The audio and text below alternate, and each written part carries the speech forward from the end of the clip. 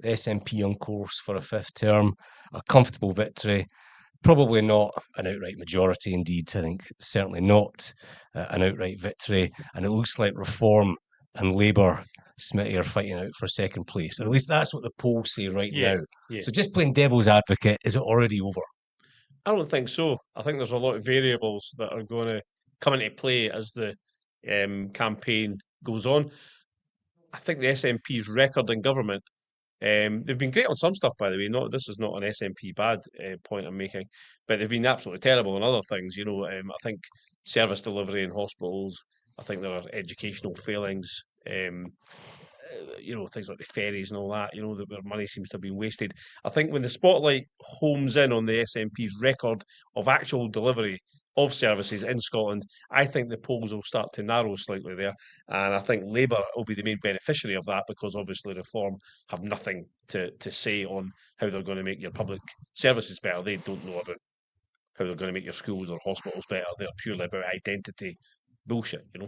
The problem will be, will Labour shoot themselves in the foot by infighting, and will that destroy any attempt Anas makes to really nail the SNP on service delivery? That'll be a fascinating aspect of the campaign, I think. Do you think there's going to come a point, maybe at the beginning of the campaign, where the focus shifts from Westminster, from Starmer, from that psychodrama onto the areas of responsibility of Holyrood, the schools, the hospitals, the justice, which would obviously then be bad for the SNP? I certainly hope so. I think there's a sign it's already starting to shift.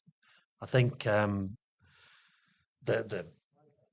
the ongoing story. I'm sure there's more to come on the Queen Elizabeth Hospital and did the SNP put pressure? We've got the story today saying that ministers did put pressure on the health board.